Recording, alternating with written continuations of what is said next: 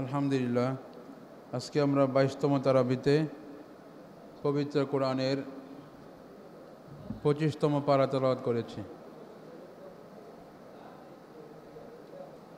আজকের সূরা শুরা, সূরা যুখরুফ, সূরা দুখন এবং সূরা জাসিয়া, এই সূরাগুলো আজকে আমরা তেলাওয়াত করেছি। আজকের তেলাওয়াতকৃত অংশে ওই সবচাইতে বেশি যে ঘটনা পবিত্র কোরআনে এসেছে, আজকেও ওই ঘটনার দিকে ইঙ্গিত। সেটা হলো হযরত মূসা আলাইহিস সালাম এবং ফেরাউনের ঘটনা। মূসা আলাইহিস সালাম ফেরাউনকে সে যে গণহত্যা চালায় এগুলো বন্ধ করতে বলে, বনী ইসরায়েলের উপর যে জুলুম করে এই জুলুমগুলো বন্ধ করতে বলে, কিন্তু সে বলে মূসার তো কোনো ক্ষমতাই নাই, আমার থেকে কম ক্ষমতাবান লোকের কথা আমি কেন উদ্বোস করব? মূসা একটা কথা বললো আর আমার মানতে হবে? মূসার তো কিচ্ছুই নাই, সব ক্ষমতা সব সম্পদ আমার, সুতরাং আমার মন যেটা চায় আমি সেটাই করব। আমার মন চাইতেছে আমি বনী ইসরায়েলের উপর জুলুম করব, মূসার কথাই বন্ধ করব না আমি। সে অহংকার করে, হঠকারিতা করে আরও বেশি জুলুম শুরু করলো। অবশেষে আল্লাহ রাব্বুল আলামিন হযরত মূসা আলাইহিস সালামকে এক রাতে আদেশ করলেন যে মূসা, আপনি আপনার যে 12টা গোত্র আছে, বনী ইসরায়েলের 12টা গোত্র নিয়ে আপনি রাতের বেলায় বের হয়ে যান। বের হয়ে আপনি নীল নদ পাড়ি দিবেন। কিভাবে পার হবেন? নীল নদীর তো কোনো যানবাহনের তখন ব্যবস্থা নাই, এটা আল্লাহ তাআলা নিজের উপর দায়িত্ব নিয়ে নিয়েছেন। সুবহানাল্লাহ। হযরত মূসা আলাইহিস সালাম আল্লাহ তাআলার আদেশ অনুযায়ী ফেরাউনের এই জুলুমের কবল থেকে বাঁচার জন্য বনী ইসরায়েলের যে 12টা গোত্র ছিল, 12টা গোত্র নিয়ে তিনি রাতের বেলা চলতে নীল নদের পাড়ে এসে পৌঁছলেন। ওই দিক দিয়ে ফেরাউনের খবর হয়ে গেছে যে মূসা তো তার হযরত মূসা আলাইহিস সালামের পালানোর খবর শুনে ফেরাউন এবং তার দলবল হযরত মূসা আলাইহিস সালামের পিছনে ধাওয়া শুরু করলো। হযরত মূসা পিছনে তাকায় দেখে যে ফেরাউনের দলবল আসতেছে, দূর থেকে বোঝা যাইতেছে ঘোড়ার আওয়াজ, ঘোড়ার খটখট আওয়াজ একসাথে অনেকগুলো। তখন সামনে পানি আর পিছনে ফেরাউনের দল। আল্লাহ তাআলা এই মুহূর্তে হযরত মূসাকে আদেশ করলেন, ইদরিব বিআসাকা, মূসা তুমি তোমার হাতে যে লাঠিটা আছে এই লাঠি দিয়ে নীল নদের পানির মধ্যে তুমি একটা বাড়ি দাও। আল্লাহ তাআলা হযরত মূসা তো আবার একটু বদমেজাজে ছিলেন, আপনারা জানেন। তিনি বলতেছে সামনে পানি আর পিছনে ফেরাউন, আয়সা আমাদের সবাইরে কচু কাটা করবো। আল্লাহ তাআলা এখন কইতেছে লাঠি দিয়া বলে পানির বাড়ি দিতাম, এটা কোনো কথা? আল্লাহ তাআলা বললেন তুমি বাড়িটা দিয়া দেখো। আল্লাহর নামে সে বাড়ি দিল। নীল নদের পানির মধ্যে 12টা গোত্রের জন্য আলাদা আলাদা 12টা রাস্তা আল্লাহ তাআলা খুলে দিলেন। সুবহানাল্লাহ। মূসা আলাইহিস সালাম এবং তার 12টা গোত্র নীল নদ পার হয়ে একদম ওই পারে চলে গেছে। ঠিক এই মুহূর্তে ফেরাউন এবং তার দলবল এই পারে আসছে।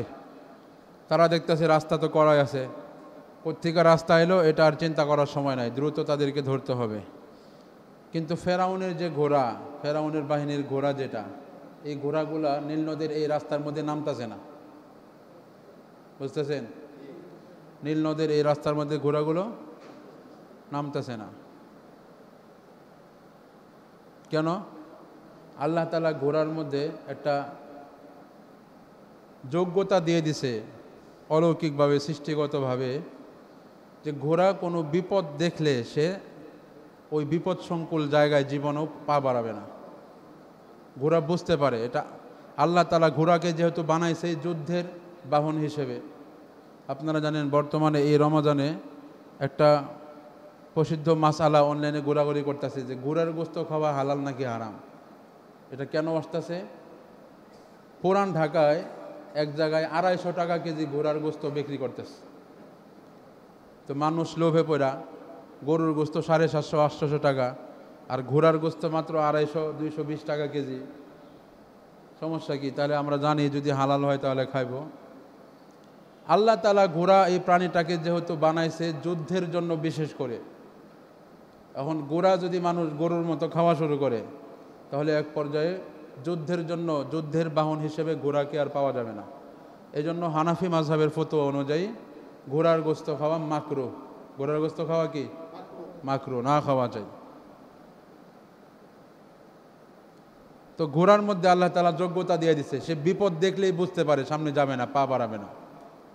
তো ফেরাউনের দলবলের ঘোড়ারা এই নীল নদের এই যে নকল পানির যে রাস্তাটা, যেটা আল্লাহ তাআলা মূসা এবং তার দলের জন্য বানাইছে, ঘোড়া তো আর সামনে যায় না, দৌড়ায় আস্তে আস্তে একদম স্ট্রেট, একদম ধাপ করে আইসা গাড়ি থামলে যেমন আমরা এভাবে ধাক্কা খাই, এরকম সবাই ধাপ করে থেমে গেছে, সব ঘোড়া আইসা। কি ব্যাপার, ফেরাউন এবং তার দলবলের মাথা গরম, এমনি তাড়াহুড়া করতেছে, ওরা কত দূরে গেছে গা, এখন আবার ঘোড়া এসে এখানে থাইমা গেছে, কারণটা কি? তারা এই যে ঘোড়ারে চাবুক দিয়ে পেরাইতেছে, ঘোড়া তো আর নীল নদের ভিতরে নামে না, মানে নীল নদ না, এরা রাস্তায় এখনও আছে তাদের সামনে, কিন্তু এই রাস্তা দিয়ে নামতেছে না ঘোড়া। অবশেষে আল্লাহ তাআলা হযরত জিবরিল আলাইহিস সালামকে দিয়ে জান্নাত থেকে ঘুড়ি পাঠাইছে কিছু।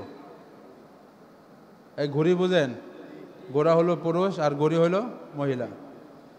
ঘোড়া আবার এমন যে ঘোড়াদের মধ্যে কিন্তু আবার যৌবিক চাহিদা অনেক প্রবল, এদের সামনে যদি ঘুড়ি থাকে তাহলে খুব বিপদ সংকুল জায়গা দিয়েও যদি ঘুরু দৌড়াদৌড়ি করে ঘুড়ি, তাহলে ঘোড়া অভ্যাস হলো ওই ঘুড়ির পিছনে দৌড় দেওয়া। তাহলে এই ঘোড়াগুলো যে এই রাস্তা দিয়ে নামতেছে না, বিপদ সংকুল মনে করে জিবরিল আমিনের মাধ্যমে আল্লাহ তাআলা জান্নাতি কিছু সুন্দর সুন্দর ঘুড়ি এই ঘোড়াদের সামনে আইনা দিছে, ওরা যাইতেছে ওইদিকে মুসা আলাইহিস সালামের বাহিনীর পিছনে। এই ঘুড়িগুলা দেখা এই ঘোড়াগুলোর আর হুঁশ নাই, তাদের আর মনে নাই যে সামনে বিপদ আছে। এই ঘোড়াগুলো তখন দিল দৌড়। যখন মাছ দরিয়ায় পৌঁছলো, নীল নদের মাঝে পৌঁছার সাথে সাথে আল্লাহ তাআলা তার কুদরত উঠায় নিলেন এবং এই পানিতে পড়ে তারা সকলে মারা গেল, হাবুডুবু খেতে খেতে মারা গেল। এভাবে আল্লাহ তাআলা হযরত মূসা এবং তার সম্প্রদায়কে ফেরাউন এবং তার অনুসারীদের হাত থেকে রক্ষা করে। এই ঘটনাটা আজকে বর্ণনা করা হয়েছে।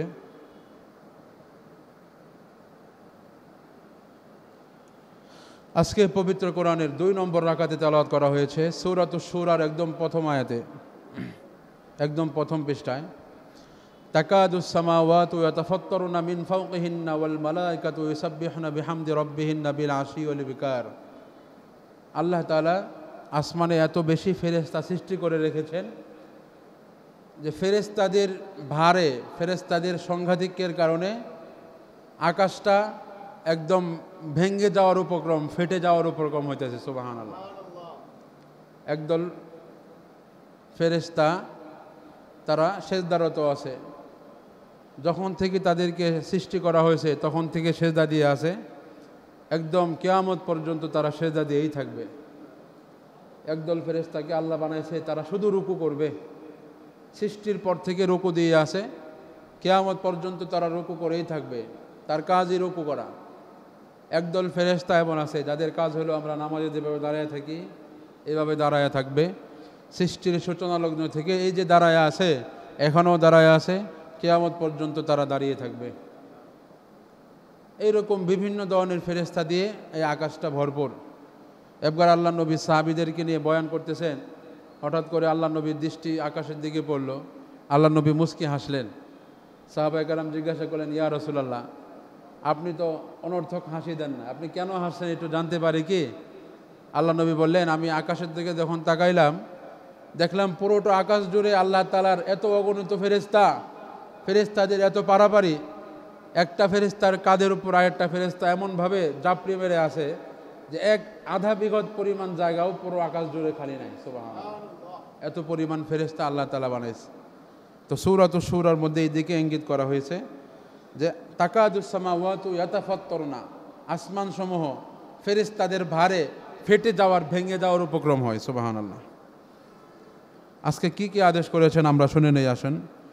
সূরাতুশ শূরার 13 নম্বর আয়াতে আল্লাহ বলেন, তোমরা দিন প্রতিষ্ঠার জন্য কাজ করো। কিসের জন্য? দিন প্রতিষ্ঠার জন্য কাজ করতে হবে।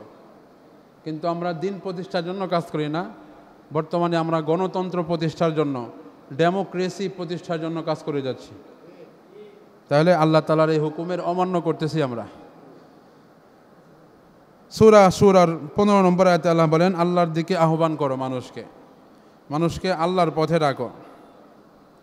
সূরা শূরার 15 নম্বর আয়াতে আল্লাহ আরও বলেন, আল্লাহর আদেশের উপর প্রতিষ্ঠিত থাকো, আল্লাহ যে আদেশ করে ওইটার উপর অটল অবিচল থাকো, এছাড়া অন্য কোনো কাজ করার দরকার নাই। সূরা যুখরুফে 43 নম্বর আয়াতে আল্লাহ বলেন, ওহির নির্দেশকে দৃঢ়ভাবে আঁকড়ে ধরো। সূরাতুজ যুখরুফের মধ্যে, সূরা যুখরুফের 2য় পৃষ্ঠায় আজকে একটা দোয়া গেছে, আপনারা জানেন যে আমরা যানবাহনে যখন উঠি, গাড়ি হোক, তারপরে প্লেন হোক অথবা রেলগাড়ি হোক, যে কোনো গাড়িতে যানবাহনে উঠলে একটা দোয়া আছে। দোয়াটা হলো সুবহানাল্লাযী সাখখারা লানা হাযা ওয়া মা কুন্না লাহু মুকরিনিন ওয়া ইন্না ইলা রাব্বিনা লামুনকালিবুন। এই দোয়াটা আজকে আমরা 9 নম্বর রাকাতে তেলাওয়াত করা হয়েছে। তো এই দোয়াটা আজকে থেকে এখান থেকে আমরা শিক্ষা গ্রহণ করতে পারি। এর অর্থ হইল, দোয়াটার অর্থ দেখেন কি চমৎকার, সুবহানাল্লাযী, পবিত্রতা ঘোষণা করতেছি ওই মহান আল্লাহ তাআলার, আল্লাযী সাখখারা লানা হাযা, যিনি আমাদের জন্য এই বাহনটাকে নিয়োজিত করেছেন, ওয়া মা কুন্না লাহু মুকরিনিন, আমাদের নিজেদের ক্ষমতা ছিল না এরকম একটা বাহন আমরা নিজেরা তৈরি করে ঘন্টার মধ্যে আমরা এখান থেকে কিশোরগঞ্জ চলে যাব, কয়েক ঘন্টার ব্যবধানে আমরা কিশোরগঞ্জ থেকে ঢাকা চলে যাব। এত বড় ক্ষমতা আমাদের মানুষের ছিল না। এইরকম যানবাহন তৈরি একমাত্র আল্লাহ তাআলাই আমাদেরকে সহযোগিতা করেছেন। এজন্য সেই মহান রব্বুল আলামিনের পবিত্রতা ঘোষণা করতেছে। এটা হলো যানবাহনে ওঠার দোয়া। এই দোয়াটার উপর আমল করা চাই ইনশাল্লাহ। আল্লাহ নবীর যে সুন্নাহগুলো আছে, যেই মাসনুন দোয়াগুলো বিভিন্ন জায়গায় পড়া হয়, বলা হয়েছে এই মাসনুন দোয়াগুলো যদি নিয়মিত পড়া হয় তাহলে ওই জায়গাতে আল্লাহ তাআলার পক্ষ থেকে বিশেষ একটা রহমত থাকবে, ওইখানে সে বিপদের সম্মুখীন হবে না। আপনি যদি মনে করে যানবাহনে উঠে এই দোয়াগুলো পড়তে পারেন, ইনশাআল্লাহ আল্লাহর হাদিসের উপর, আল্লাহ নবীর হাদিসের উপর ভরসা করে বলা যায় যে আপনার গাড়ি অ্যাক্সিডেন্ট হবে না। আপনার গাড়ি অ্যাক্সিডেন্ট হয়ে সবাই মারা গেলেও আপনার কিচ্ছু হবে না, আপনি একদম অক্ষত থাকবেন।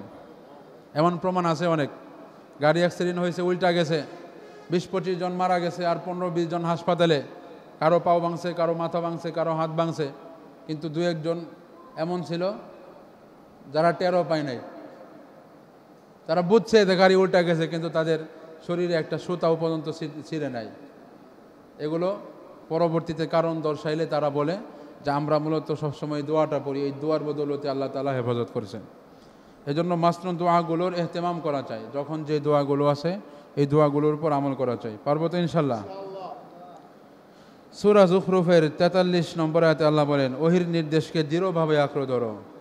সূরা যুখরুফের 161 নম্বর আয়াতে আল্লাহ বলেন, আল্লাহকে তাওহীদ ও আদেশ নিষেধের ক্ষেত্রে অনুসরণ করো। সূরা যুখরুফের 89 নম্বর আয়াতে আল্লাহ বলেন, কাফের মুশরিকদেরকে তোমরা উপেক্ষা করে চলো, তাদের প্রতি ভূক্ষেপ করো না। এরপরে সূরা জাসিয়ার 18 নম্বর আয়াতে আল্লাহ বলেন, শরিয়া অনুসরণ করো, শরীয়তের বিধানগুলো তোমরা মেনে চলো, শরীয়তের বাইরে কাজ করা যাবে না। আল্লাহ তাআলা কি কি নিষেধ করেছেন? আজকে 4টা নিষেধ আসছে। একটা হলো সূরার 13 নম্বর আয়াতে আল্লাহ বলেন, পরস্পর বিচ্ছিন্ন হয়েও না, ঐক্যবদ্ধ হও মুসলমানরা। বিচ্ছিন্ন হয়ে গেলেই কাফের শত্রু যারা আছে তারা মুসলমানদের উপর আবার আক্রমণ শুরু করবে। মুসলমানরা বিচ্ছিন্ন হওয়া যাবে না, ঐক্যবদ্ধ থাকতে হবে। সূরা যুখরুফের 15 নম্বর আয়াতে আল্লাহ তাআলা নিষেধ করেছেন প্রবৃত্তির অনুসরণ করা থেকে। নিজের নফস যেটা আছে, নফসে আম্মারা যেটা বলে সেটাই করা যাবে না। তারপরে সূরা যুখরুফের 61 নম্বর আয়াতে আল্লাহ বলেন, ঈসা আলাইহিস সালাম কিয়ামতের নিদর্শন হওয়ার ব্যাপারে সন্দেহ পোষণ না করা চাই। ঈসা আলাইহিস সালামকে আল্লাহ তাআলা আকাশে উঠে আনিছে, কিয়ামতের আগে দাজ্জালকে হত্যা করার জন্য হযরত ঈসা আলাইহিস সালাম দুনিয়াতে আসবে। এই ব্যাপারে যদি কেউ সন্দেহ করে তাহলে তার ঈমান থাকবে? এটা কোরআনের অসংখ্য আয়াত দ্বারা প্রমাণিত। এজন্য এই ব্যাপারে সন্দেহ না করা চাই। সর্বশেষ যে নিষেধ করেছেন আল্লাহ, দিন সম্পর্কে যারা জানে না তাদের খেয়াল খুশির অনুসরণ করা যাবে না। বর্তমানে আমরা যে রাজনৈতিক নেতার অনুসরণ করি তারা অধিকাংশ 99%, 99%, 98% এরা শুধু ডেমোক্রেসি, গণতান্ত্রিক, তারা রাজনৈতিক কিছু বিষয় শুধু জানে, কিন্তু দিনের ব্যাপারে তারা একদম অজ্ঞ। তার কর্মীদেরকে কোন কাজের আদেশ করা যাবে, কোন কাজের আদেশ করা যাবে না, কোনটা হালাল হবে, কোনটা হারাম হবে, এই ধরনের কোনো কিছু তারা ভ্রুক্ষেপ করে না, এই ধরনের কোনো কিছু চিন্তা করে তারা আদেশ করে না। তা আল্লাহ তাআলা এখানে বলতেছেন যে যারা দিনের ব্যাপারে অজ্ঞ তাদের আদেশ পালন করা যাবে না। এই বিষয়টা আমরা মানতে হবে।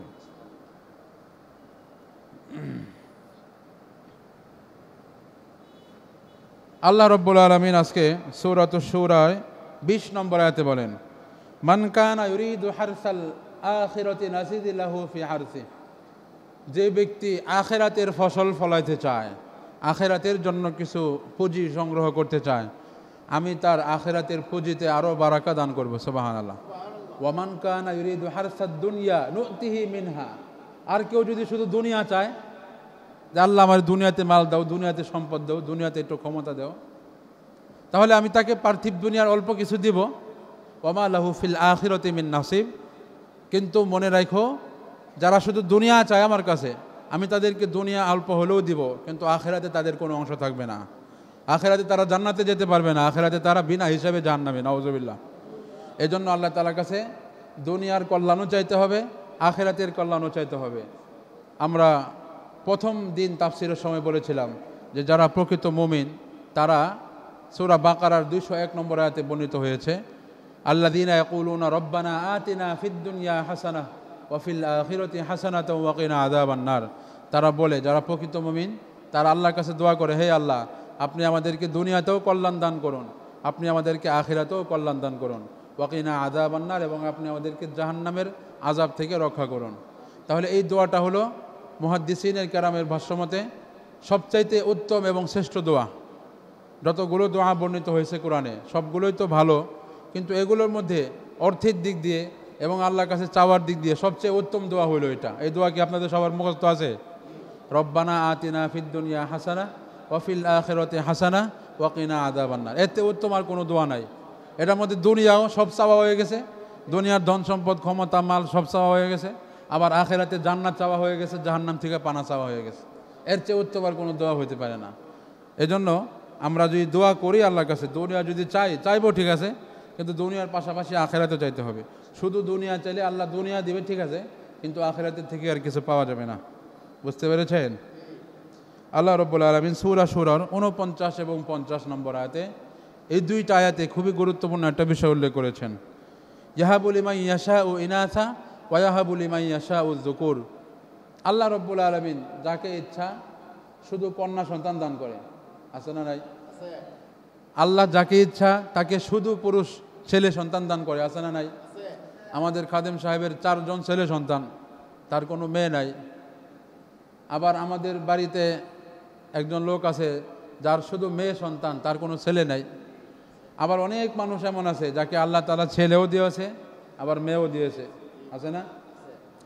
আবার চতুর্থ একটা শ্রেণীর লোক আছে যাদেরকে আল্লাহ তাআলা ছেলেও দেয় না, মেয়েও দেয় না। এটাই আল্লাহ তাআলা নিজের ক্ষমতা প্রকাশ করতে গিয়ে বলতেছেন, ইয়াহাবু লিমান ইয়াশাউ ইনাসাও ওয়া ইয়াহাবু লিমান ইয়াশাউ যুকুর আও ইউযাওয়িজুহুম যুকরানা ওয়া ইনাসা ওয়া ইয়াজআলু মান ইয়াশাউ আকিমা ইন্নাহু আলিমুন কাদির। 4 শ্রেণীতে ভাগ করছে আল্লাহ। শুধু মেয়ে দেয়, শুধু ছেলে দেয়, মেয়ে ছেলে দুটোটাই দেয়, মেয়ে ছেলে একটাও দেয় না। এই 4 শ্রেণীর মানুষ সবাইকে আল্লাহ বানাইছে, সবাইকে আল্লাহ ভালোবাসে, কিন্তু কাউকে শুধু মেয়ে দিয়ে পরীক্ষা করে, কাউকে শুধু ছেলে দিয়ে পরীক্ষা করে, কাউকে ছেলে মেয়ে দুটোটা দিয়ে পরীক্ষা করে, আর কেউ আছে যাদেরকে আল্লাহ বন্ধা বানায়, তাদেরকে বন্ধা বানায় পরীক্ষা করে। কিন্তু আল্লাহ তাআলা যেভাবে যাকে যেরকম সন্তানই দেয় এর উপর কোনো অভিযোগ করা যাবে? যদি আল্লাহ তাআলা আপনাকে শুধু মেয়ে দেয়, বুঝতে হবে যদি ছেলে দিত এই ছেলে আপনার বডি নিয়ে দৌড়াইতো, বুঝেন নাই? আল্লাহ আপনাকে মেয়ে দেয় নাই, আফসোসের কিছু নাই। হয়তোবা এই মেয়ে দিলে আপনার মেয়ে সমাজে ব্যবসাগিরি করতো, আপনার নাক কাটা যাইতো। আল্লাহ তাআলা খুব ভালো জানে, আল্লাহ যা করে সব ভালোর জন্য করে। আল্লাহ আপনাকে ছেলেও দেয় নাই, মেয়েও দেয় নাই, আপনি নিঃসন্তান, কোনো সমস্যা নাই। আপনার সন্তান হইলেই এই সন্তান আপনার জাহান্নামে যাওয়ার কারণ হইতে পারে কিনা? এজন্য আল্লাহ তাআলার ফয়সালার উপর সবসময় খুশি থাকতে হবে। আল্লাহ তাআলা যাকে ইচ্ছা ছেলে দেন, যাকে ইচ্ছা মেয়ে দেন, যাকে ইচ্ছা কিছুই দেন না। এই জন্য এখান থেকে এই আয়াত থেকে আমরা বুঝতে পারি, ছেলে মেয়ে না হইলে কোনো পীর সাহেবের দরবারে গিয়ে চাওয়া যাবে? কোনো বাবার কাছে কোনো বাবা সন্তান দিতে পারে না। এই বিষয়গুলো আমরা ইনশাআল্লাহ মাথায় রাখবো। আল্লাহু আকবার।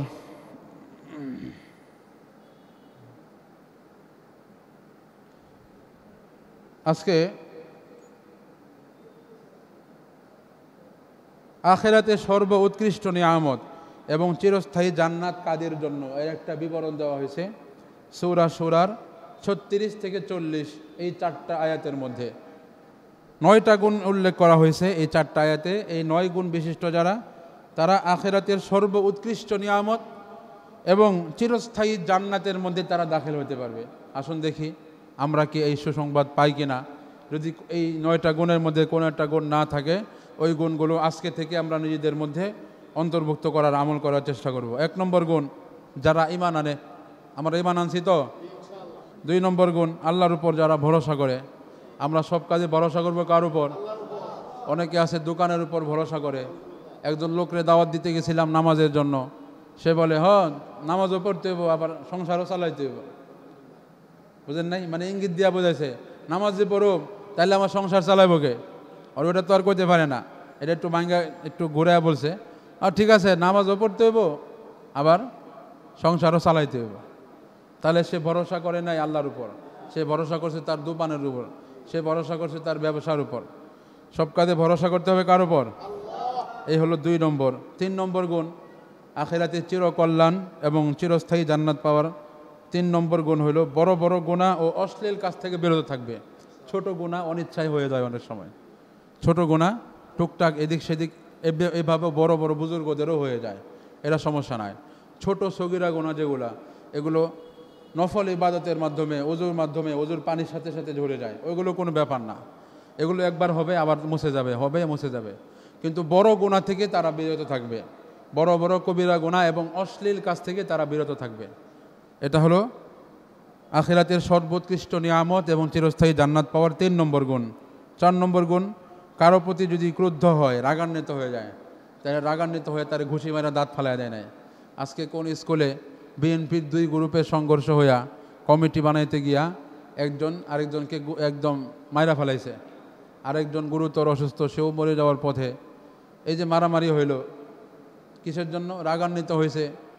হয়তো একটা গ্রুপ আনলিগেল কাজ করছে, এটার উপর সে যদি রাগান্বিত হয়ে ধৈর্য ধারণ করতো, তাহলেই কিন্তু সব কিছু মিটপাট হয়ে যেত, ক্ষমা করে দিলেই হইতো। কিন্তু ক্ষমা না করে তারা তাদের রাগটাকে সংবরণ করতে পারে নাই। এই জন্য 4 নম্বর গুণ হলো রাগ উঠলে রাগ সংবরণ করতে হবে। 5 নম্বর গুণ, রবের আহ্বানে সাড়া দিতে হবে, আল্লাহর ডাকে সাড়া দিতে হবে। আল্লাহর ডাকে যদি আল্লাহ যদি মাইক দিয়া মুয়াজ্জিনের কণ্ঠে যদি আল্লাহ ডাকে, নামাজে আসতে হবে। আল্লাহ যদি ফিলিস্তিনের মুসলমানদের মুখ দিয়া ডাক দিয়া বলে যে তোমরা জিহাদের জন্য বের হও, তাহলে আল্লাহর ডাকে সাড়া দিতে হবে। বুঝেন নাই? শুধু খালি হালুয়া খাওয়ার সুন্নত পালন করবেন, আল্লাহ রসুলের যুদ্ধের ময়দানে জিহাদের সুন্নত পালন করবেন না, তারা আপনি তো মুনাফিক হয়ে গেলেন। বুঝেন নাই? আল্লাহর ডাকে সাড়া দিতে হবে, যে কোনো ডাকে যে কোনো জায়গায় সাড়া দিতে হবে। 6 নম্বর, সালাত কায়েম করতে হবে। নামাজ পড়েন তো? 7 নম্বর, পরামর্শ ভিত্তিক কাজ করতে হবে। যে কোনো ছোট বড় যে কোনো কাজে পরামর্শ করে কাজ করতে হবে। পারবেন তো ইনশাল্লাহ? 8 নম্বর, আল্লাহর দেওয়া রিজিক হইতে আল্লাহর সন্তুষ্টির পথে ব্যয় করতে হবে। আল্লাহ আপনাকে যতটুকুই সম্পদ দিয়েছেন থেকে খরচ করতে হবে। 9 নম্বর গুণ, নিজেদের উপর জুলুম অত্যাচার করা হলে ইনসাফপূর্ণভাবে তার প্রতিবিধান করবে। কেউ যদি একে অপরের সাথে জুলুম করে ফেলে, তাহলে এর ইনসাফ এর সাথে বিচার করবে, বিচারের ক্ষেত্রে ইনসাফ করবে। এমন না যে এক পক্ষ থেকে আগে 10,000 টাকার নোট লয়া, বান্ডিল লয়া, এখন বিচার সব মানছি কিন্তু তাল গাছ আমার, ঠিক আছে না? যে বিচার মানছি, আপনারা যে যাই কোন সবই মানছি, কিন্তু তাল গাছ হলো আমার। এবার আপনারা যাই করেন তাই করেন, সমস্যা নেই। আমি আপনাদের সবাইকে সম্মান করি, শ্রদ্ধা করি, সকলের কথার উপর আমি সম্পূর্ণভাবে শ্রদ্ধা নিবেদন করছি। আপনাদের সকলের বিচার আমি মানি, কিন্তু তাল গাছটা আমার। হবে? হবে না। যতগুলো আলোচনা হইল, আল্লাহ তাআলা আমাদের সবাইকে বোঝার এবং আমলের তৌফিক দান করুন। সুবহানাল্লাহি ওয়া বিহামদিহি, সুবহানাকাল্লাহুম্মা ওয়া বিহামদিক, আশহাদু আল্লা ইলাহা ইল্লা আনতা, আস্তাগফিরুকা ওয়া আতুবু ইলাইক।